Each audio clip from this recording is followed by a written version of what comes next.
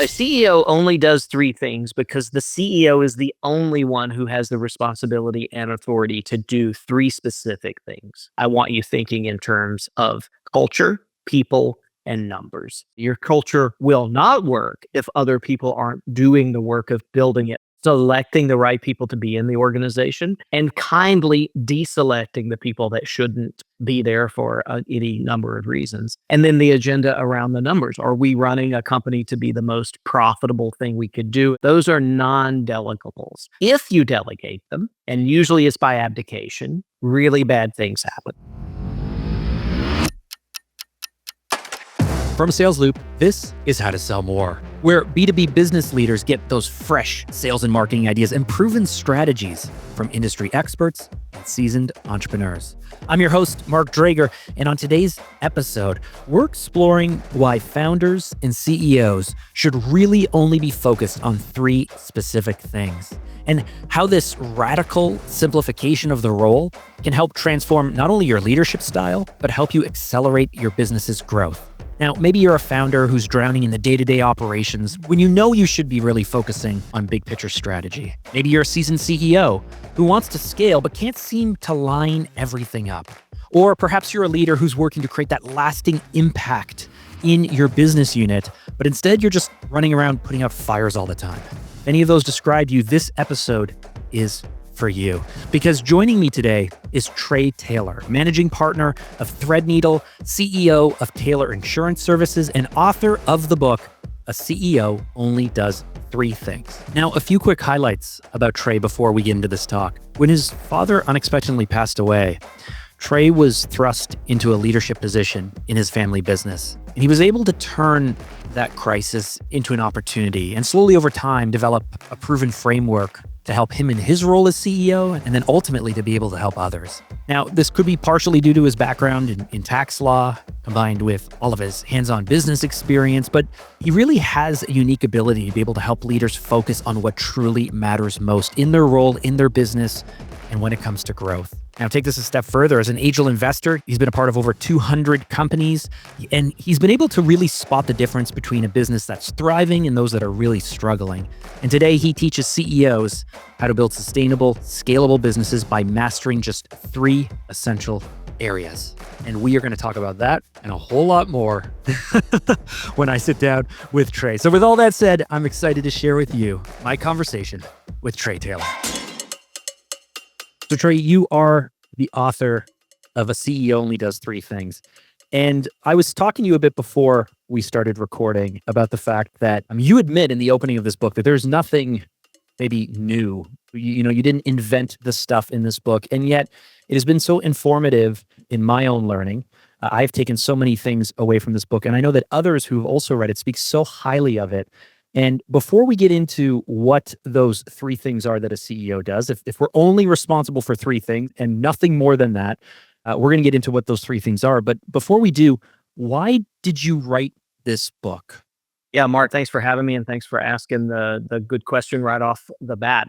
I wrote that book because that's the book that I needed when I didn't have that book. There's a famous quote that goes around is sort of like be the guy you needed when you were the guy that needed somebody or something like that. And so when I took over as the CEO of my family business, I did 1 week after the death of my father, which was very unexpected. He passed at 52 from COVID back in 2005. We didn't even have a name for it then. So I came into a place that was very disjointed. It was an industry I wasn't supposed to be in. My dad had always told me, don't do what I do for a living.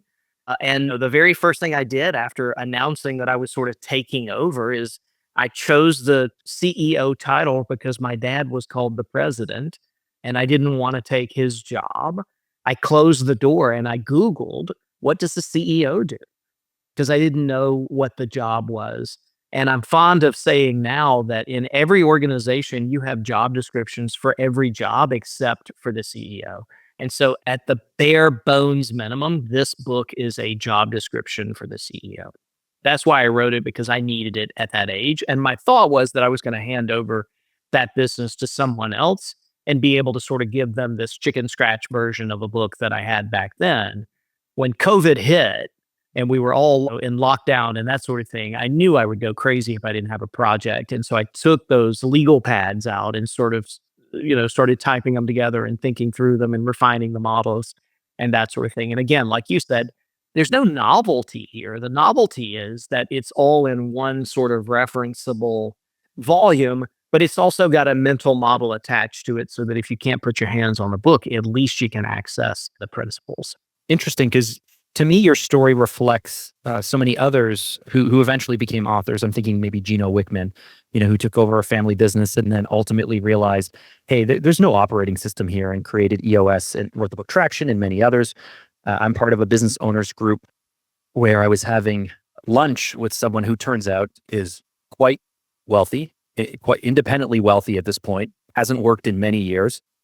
And I was kind of inquiring about their backstory, and they had to step in to take over a family textile business in the 90s where the father unexpectedly passed, and it was a mess and on the verge of bankruptcy. And to save the family business, spent 3 or 4 years figuring out how to operate and ultimately replace themselves, and then exited 10 years later and has been running a family office since then.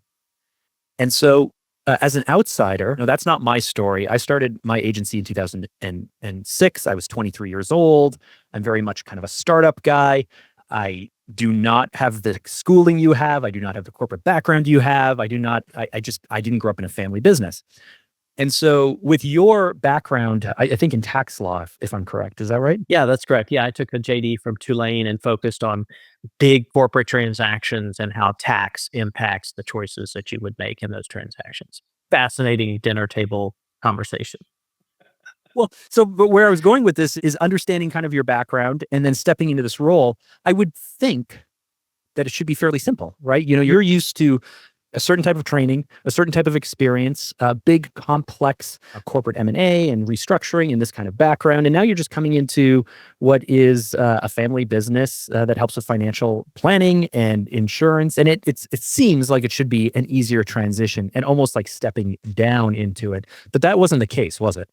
Well, I don't want to diminish or embellish in it. They say choose your pain. The pain for me was that I parachuted into a business that was a working business, but that it was highly dependent on my dad and his way of doing things, which by nature are different than the way, of course, that I would do things. I think I could have done very little and let that business sort of continue on, but I don't believe it still would be in business. The market changed and those kinds of things. And I contrast that to the difference of, someone in the startup mind, which I respect very much. I'm a prolific angel investor. I have over 200 angel positions in companies, and Mark, you and I have a lot of friends that we or I have invested in, and that sort of thing. And if I had to choose my pain, I would choose to take the business that was already a going concern and make it a lot better versus me dropping it. I found very few companies. So it's a very different mindset for me. So was it hard? Yeah, it was hard, but mostly because of the psychology and the mentality and the emotionality of what we were going through at that time versus standing on the abyss and saying, are we going to make it or not? We never really had existential concerns when I took over the business. So it wasn't about how do I run a business and keep it alive so much as it was about how do I expand the business? How do I be better for the people that are here so that they do better for the business and for themselves and their families? Very different concept there. Well, and I think it's important that we highlight that because there is a difference between the startup founder or the founder or the owner operator who is still very much in the day to day versus the CEO. And the CEO, which, president CEO is often brought in at a certain point of, we're ready to move past growth and ready to move into the scale up phase or expansion phase or simply professionalize the business. And so part of why I wanted to I guess, lay the groundwork for that was to help us understand if the CEO only does 3 things. I would love for you to help share what those 3 things are, but then also right size it, because if you focus on these things too early, it's all an exercise in what might be one day. And so I'd really love for you to share these 3 things and then help us right size who this is most practical for. Yeah. So I will take aim at the question itself because The question assumes that if I'm a startup CEO, then I don't only do three things, I do 3 million things on the to-do list. And it would be a great thing if I only did three things, but I can't in all of that. And I have a section in the book called Objection Overruled, because the point of the book is exactly this. A CEO only does three things because the CEO is the only one who has the responsibility and authority to do three specific things. That isn't an opportunity argument. The opportunity argument is I'm the only guy in the company, and therefore I have to do everything in the company. Yes, that is true. But there's a section of your mind that you must section off that says this is the CEO part of the job. Yeah, you might be the product developer. You might be the ultimate coder. You might be the marketer. You might do all of those things and wear all of those hats. But one of the hats is the CEO hat. And when you put that hat on, I want you thinking in terms of culture, people, and numbers. Those are the places where the CEO, the guy who's in charge or the gal who is in charge, those are the things that she is allowed and only she is allowed to set the agenda for. So culture is a conversation about how we will work. People is a conversation about who will we work with to accomplish those things in culture. And numbers is very simply, how do we know when we've made it or we're off track? And it's just a measurement of effectiveness. But she's the one that gets to set the agenda on this is how we think, talk, and act about these three things. Thank you for addressing that. And I did set up that question with a bit of a bias. And the reason for that is because I think oftentimes I am always use the framework or the visualization that Jocko Willink mentions in Extreme Ownership. He shares a story in one chapter about the fact that the best types of leaders, when you're storming, and if you guys don't know the book, it's all about Navy SEALs and using war metaphors for business. But the best leader may not be right at the front line because they almost get pulled into the action of clearing rooms or fighting battles or putting out fires. Or if you're too far back, you're not close enough to the action to even understand what's taking place day to day. But the best leaders are somewhere in the middle. And I've always tried to visualize that with any given challenge, any given team member, any given product or service we might be building out. When things aren't going right, I ask myself, where is this staff member in relation to? Are they too close to see the forest from the trees? Are they too far back to really understand what's happening up front? And where are they in the mix? And the reason I mention all of this in relation to put on your CEO hat, these are the three things you need to do, is because sometimes I find myself, and I'm sure our listeners find themselves, sucked into frontline things that they should not be dealing with, or so far back because frankly, it's not our skill set. Maybe we don't take things as seriously as we need to. Maybe we just don't realize what's happening. And reality always reminds me, it seems, when things are going wrong, that no one is going to do this for me. There are certain things that I cannot outsource. There are certain things that I cannot just hope will somehow work themselves out. And there's certain things that frankly, even with the best COO, even with the best recruitment team, even with the best sales or marketing team, even with the CFOs helping to manage our money to make sure that we have cash flow and runway or whatever it is, there are still core elements that no one is going to step into my role and do for me. Yeah. And my argument on that is that those things are not what we think they are. They are two levels of abstraction above those. And it comes down to setting the agenda. There's a great story that I read just a couple of weeks ago in my, just sort of weekly reading. James Madison, it was called the father of the Constitution. Oh, okay.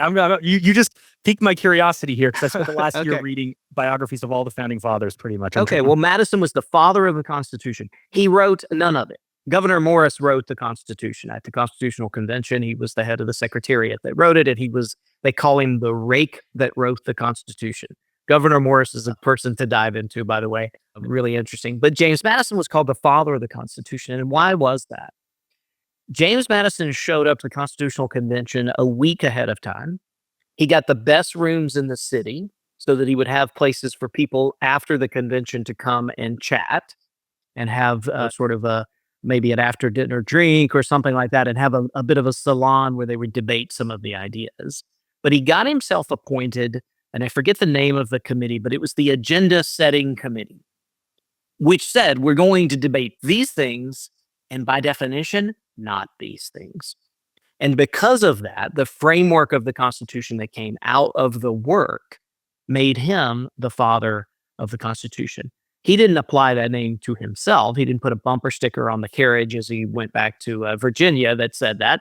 His friends and colleagues and even enemies who didn't support the Constitution, like Thomas Jefferson initially, said he's the father of it. He has to own it for the good or the bad. And my point in telling that story is that as CEOs, it is our job to set the agenda. Now, can other people do culture work? Absolutely. Your culture will not work if other people aren't doing the work of building the culture, making it more intense, making it more practical, making it more addressable.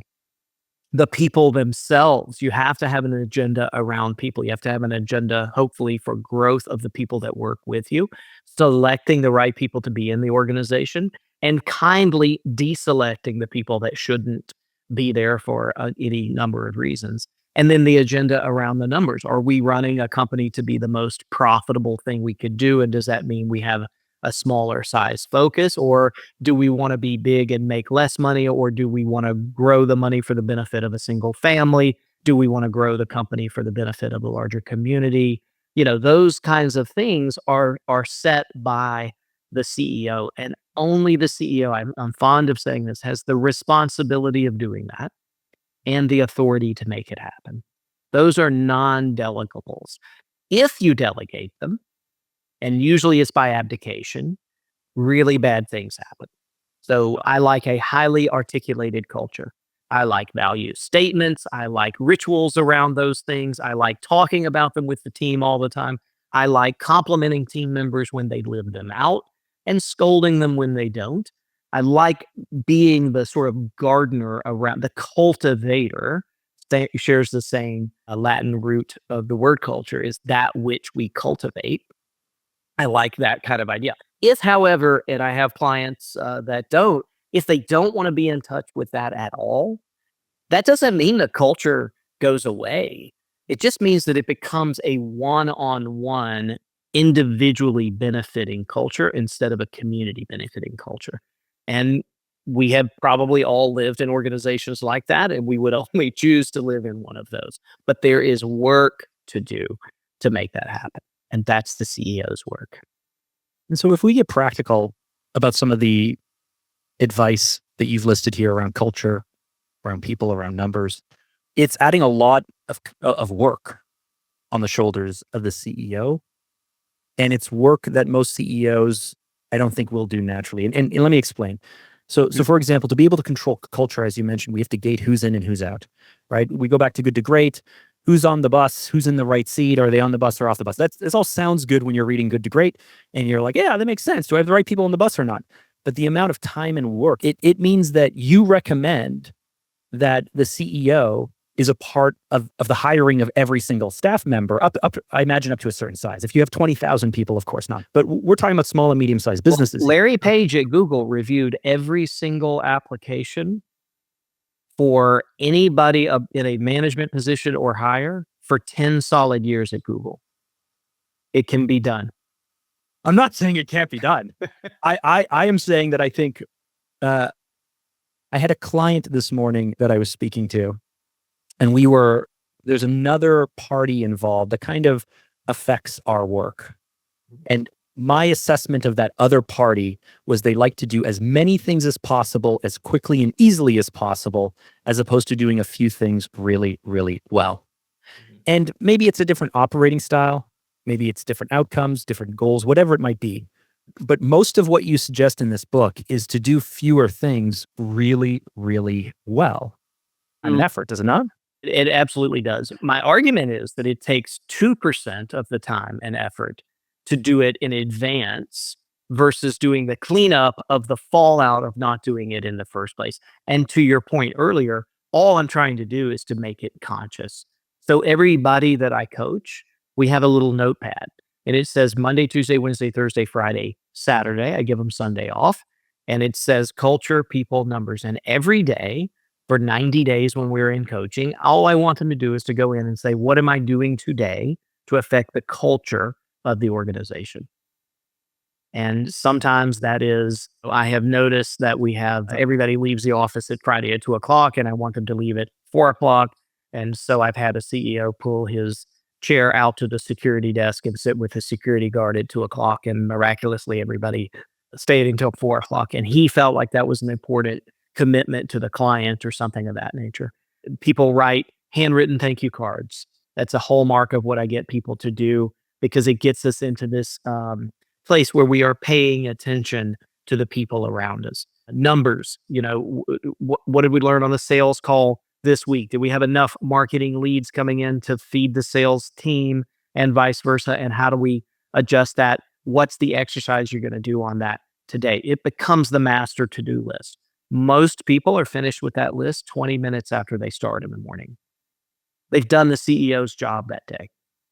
Right? There may be some follow-up that comes from some of those tasking, but the job of the CEO pretty much can be done in 20 to 30 minutes every single morning before you get into the phone, before you open the inbox, any of that sort of thing.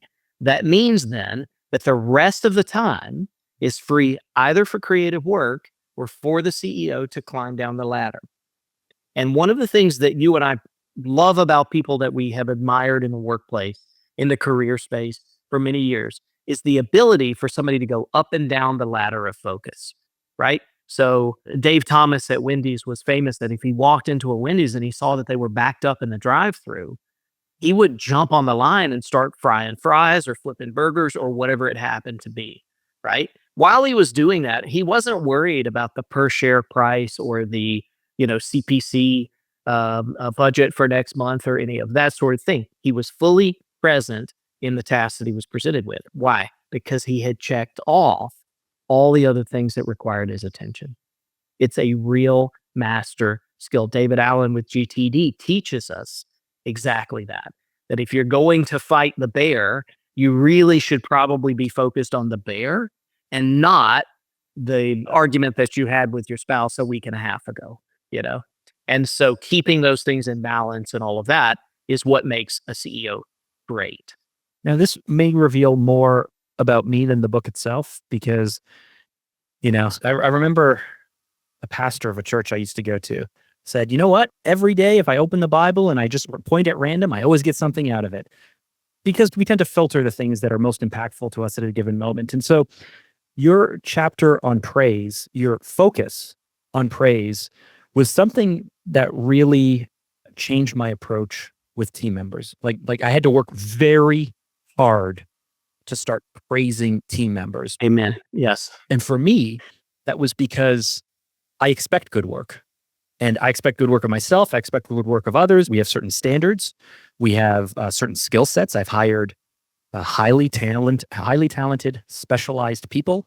So if you show up to work and you do your job, what am I there's a value exchange here. You're doing what you like to do. You're doing what I expect of you. Why would I take the time to praise you for the very things? And then on top of that, I also worried that maybe it was disingenuous if I was looking for things to praise people with when I know that there are things we could fix. And I would always rather focus on the things we could fix to make things better. But as you pointed out, as I realized, a huge blind spot of mine was, if all I was doing was ever focusing on the little things that fixed and was silent in the moments of meeting expectations, all people were hearing from me constantly was criticism, even if it was kind of far between. And worse than that might be a 2 or 3 week period where they hear nothing from me at all. And so to me, it was clear looking down and from my position, what was working, what wasn't working. But if you're in that role, what I didn't quite realize, I suppose, was if you're in that role, that silence or that once in a while, the little fixes along the way felt very isolating. And so I just started thanking people when I felt grateful.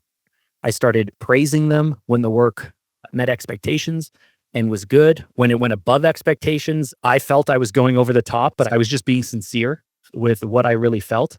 And over the last, I would say, 1.5 or 2 years from when I read your book, it's really changed not only the team dynamic, not only my comfort with giving praise, but I feel more grateful now because I'm actually noticing the things that I used to take for granted.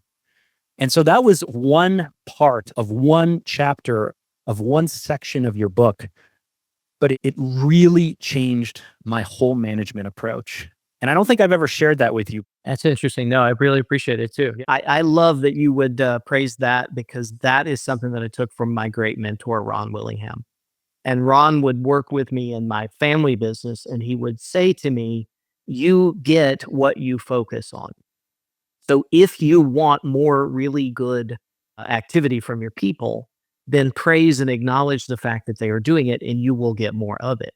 If, however, Trey, being the critical guy that you are, I have a very fast and critical mind. So if I see you in the process of making a mistake, I will correct and criticize that mistake immediately, which means I'll probably get the opportunity to do that a lot more times.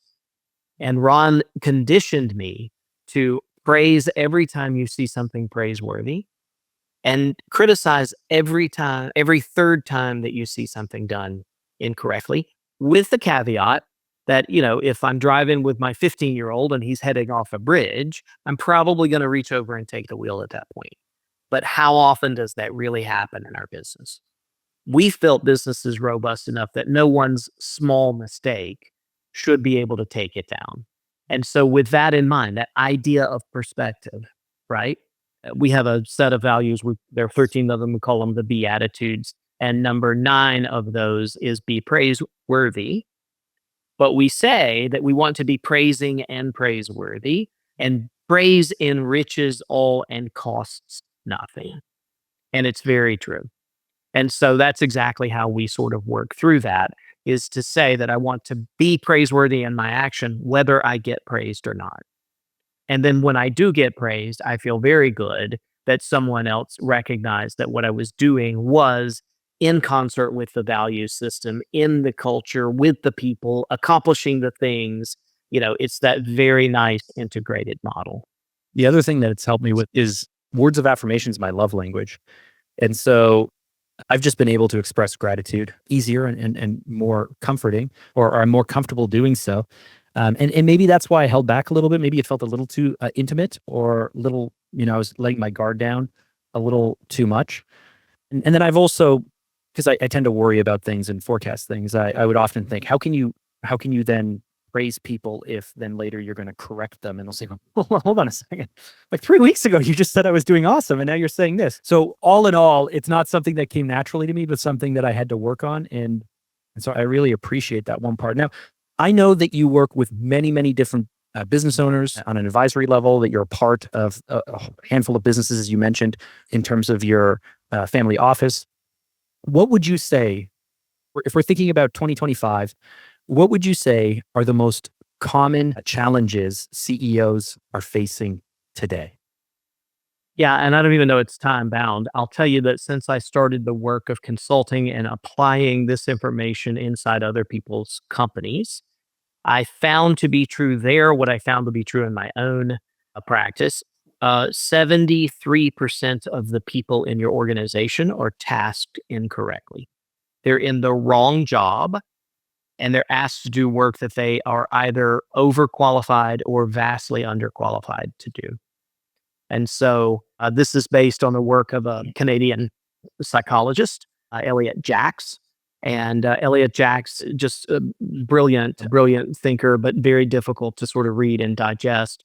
He figured out early on that when you have two people that are similarly situated, so they both went to sort of the same university or what have you, and they came into the job, at no point ever do they enter an organization and exit it at the same place. One of them is always above the other one. And that fascinated. It was like a worm in the brain. He had to work through that for his entire career. And what he figured out was that every single role in a company has a time span that the job can be done in. Without reporting, without supervision, it can just be done. The work can be done. But we don't put people with the same time span in those roles for lots of different reasons, right? So for many years, if you were looking at two resumes and they were blanked out and you didn't know if they were male or female, typically if you did know, then the male would get the higher position, the female, or the younger person would get the lower position, the older person. those kinds of things. So for lots of different reasons, we put people in the wrong places. What we should do instead is to figure out what is your individual time frame. Where do you work most effectively without the need for supervision? So for me, I work from the 1 to 3 year time frame really effectively. I don't need someone zooming in and telling me, it's time to change the tape on the phone or I don't need those kinds of things. What I do need is someone to clear the decks for me so that I can be super effective 3 years from now with the plans being activated. My receptionist is very good at a day to weekly time frame. That does not mean she's less intelligent than I am or less valuable to the organization than I am. Because I'll tell you where it goes off the rails is if you put me in her job for a week, I will blow everything up trying to optimize things that should not be engineered in the first place, right? Instead of just doing the job. Same thing. If you put her in my job, her ability to work unsupervised for 1 week will be a dramatic change for the organization. Now, I say all of that to say, as the CEO, you have to go and really, with a magnifying glass, look at everybody in the organization and figure out, are they in the role that most matches their time frame, their ability to work at their highest and best calling? And 78% of people are not. And you have big choices to make. My COO today, we hired as a level 1 enroller, a salesperson, a face-to-face salesperson in our insurance business. At the end of his first year, his numbers were not good. They were not sustainable. We were going to let him go. He's smart and he figured that out. And he came and said, "Hey, at the end of the year, I'm not going to come back for the new year." And it dawned on me immediately because of the way that he phrased that we had him in the wrong job. So we promoted him instead of firing him into a customer service management position where he built out a new customer service focus that we had. He has since been promoted into the COO role because unbeknownst to us, he wasn't a level 1 person, he was a level 4 person. And now he runs everything in the span of a year that I don't have to touch or think about because remember, I'm 1 to 3 years and I'm just going to mess stuff up if I'm messing around in the 1 year time frame. And he's excellent at that. And then he starts from zero every year and he loves it. That's exactly where he wants to be. So that's the kind of thing that you have to be able to dial in. And the exercise to do it is exactly that. Do I need this person? Now, if you want to really complicate it and put an exponent on it, you've got AI coming in. So when I do prompts with GPT and Claude and all of that, I tell them, look up Elliot Jacks and adopt the personality of a level 2 person. And then they come in and answer me in ways that someone in that time frame would answer me. Be very helpful. But that's what I think most businesses struggle. More businesses struggle with that than anything else that I see. So if we thought of business, and maybe this is oversimplification, if we thought of business as the work we have to do to deliver outcomes, the work we have to do to be able to sell and market our services so we have outcomes to deliver, and then the work we have to do actually inside the business, managing, optimizing, growing, structuring, all of the stuff that we have to do inside the business itself. Do you believe that most CEOs you're working with, do you believe the average CEO over engineers the inside of their company and all that work, under engineers and just hopes things will work out, does it once and then kind of sets it and forgets it for a few years and kind of circles around on it later? Like, what is your take on whether we're spending the right amount of time, too much time, or not enough on it? I think I could universally say that every CEO under engineers, and I have a couple of notable exceptions, Mark, friends of ours that I could mention and you would know, who are probably not in that boat, but I would say 95% of people under engineer. We don't do a lot of thinking and building of infrastructure to support problems. When a problem comes up, we simply rush to the problem, we call the team together and we fix that problem. But at no point do we say, okay, now your job is to change the processes, systems, and the machine so that the next time that problem arises, it solves itself. We don't do that. And I think you have to be I think you have to go pretty high up in the size of an organization to get to a place where people are hired to be able to do that kind of activity. So if we're looking for competitive businesses, defendable businesses, long-lasting businesses, I mean, my greatest frustration, I suppose, because it's not even a fear, but I am not interested in building anything with an 18 to 24 month life cycle. Like that to me seems like a total waste of time and energy, even though I know that there are many businesses that make tremendous amounts of money by cracking the code of what's currently working, ride the trend, and then find the next trend, find the next trend, find the next trend. To me, that feels like a hamster wheel that I'm just not interested in. But there's so much work and so much time that has to go into building these competitive, defendable businesses. As you mentioned, most of us are under engineering. We need to spend more time on this. I would think that most people would look at this as a luxury. Why isn't this a luxury? Why is this something that we should 100% prioritize? Well, you hit on it earlier. I think that it is amazing to me how many of our decisions were never made. Things just show up and we just do things in the way that they have been done because one time we did them in this way and it's now a thing. We have product lines that we still represent for sale despite the fact that we do probably less than 100K a year in revenue on them or something of that nature. What was the Gordon Ramsay show where he would show up at the local restaurant? Kitchen nightmares. Yeah, and he would eat the food and it was always everything was crap. There was never anything good on the menu. The very first thing he did was to taste the food and verify the problem. But the second thing, the real solution that he did was do less and do it better. So he would take a menu, and I've got a favorite restaurant in my own hometown that I always have this fantasy that he's going to walk in because they've got like a cheesecake factory phone book looking menu and everything's aggressively mediocre. I would rather them throw that away and do 8 things and have all 8 of those things be delicious. And in our businesses, I think we get in the rut of building, building, building, building, building, and never subtracting. And so much of your strength comes from being able to subtract and focus. That's the thing.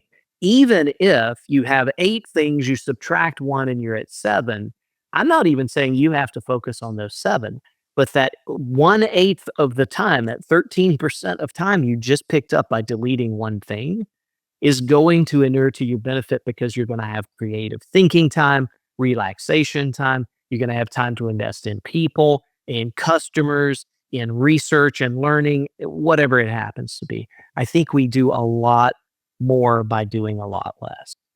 Such great advice. I've been speaking with Trey Taylor, who's the author of the book, A CEO Only Does 3 Things. And he is also the managing partner of Threadneedle and the CEO of the family firm that you were talking about, Taylor Insurance Services. I have a closing question that I always end each episode with. And so I want to hit you with it.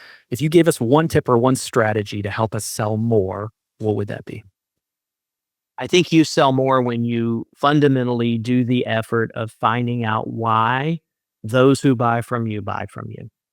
Do they buy from you for a culturally relevant reason? Are your values aligned and your products and services help them answer those questions?